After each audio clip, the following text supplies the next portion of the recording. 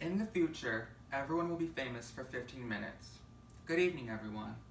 I'm sure most of you have heard this phrase, but you may not be aware Andy Warhol coined it. Warhol was an American pop artist who brought our country's fascination with consumerism and celebrity culture to the forefront of the art world.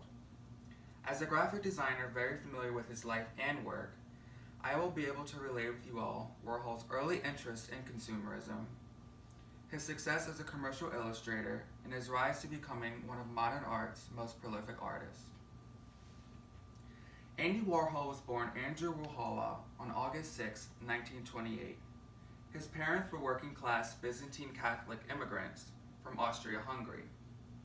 He was raised in a humble apartment complex in Pittsburgh, Pennsylvania.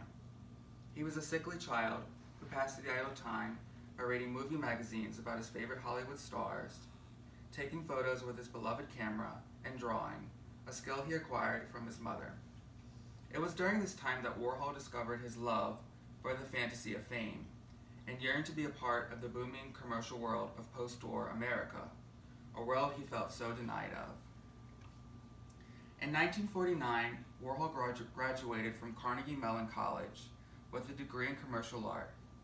He soon relocated to New York City and found work working for Glamour magazine and illustrating novels for Truman Capote. His whimsical blotted line drawings became the talk of the town. This blotted line technique would later transfer into silkscreening, a printmaking technique that he would utilize in many of his later works.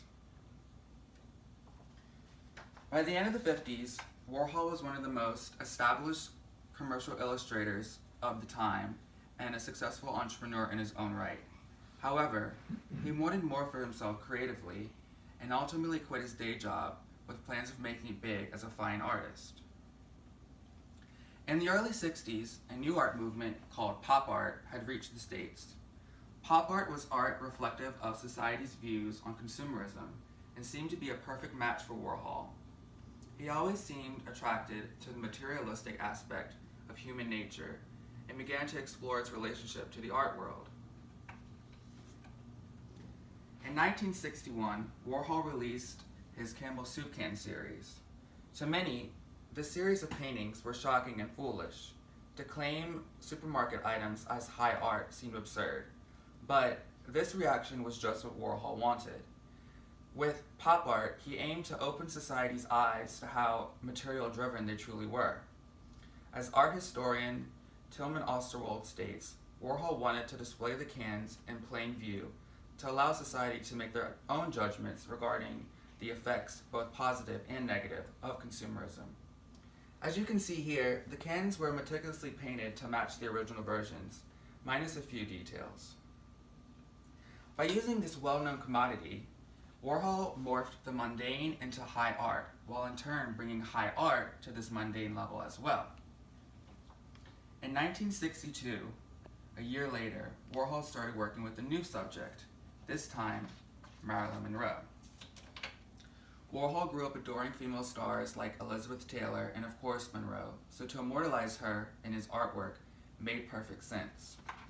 In this piece, titled Marilyn Diptych, the duality of Monroe's image is contrasted, with this side having bright gaudy makeup as it fades into black and white, indicative of her glamorous public persona and her recent untimely death. This diptych arrangement was a reference to Warhol's Catholic upbringing. In this piece, Monroe is displayed as an icon, now to be worshipped as a religious symbol of consumerism. This silkscreen image, like the soup cans, was repeated numerous times.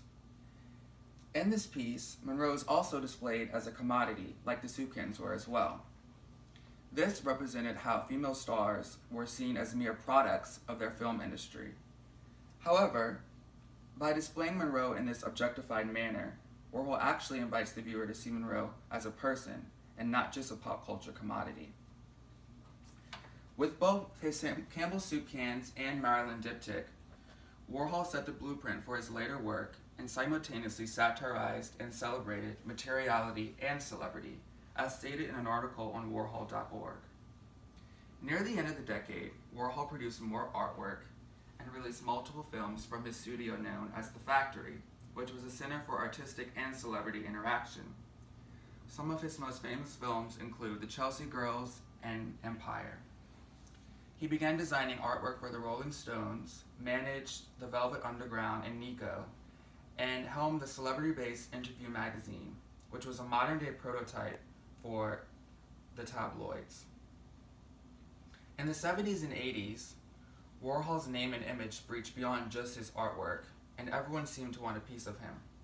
With his quirky style, white wigs, and eccentric personality, Warhol became a walking spectacle in itself.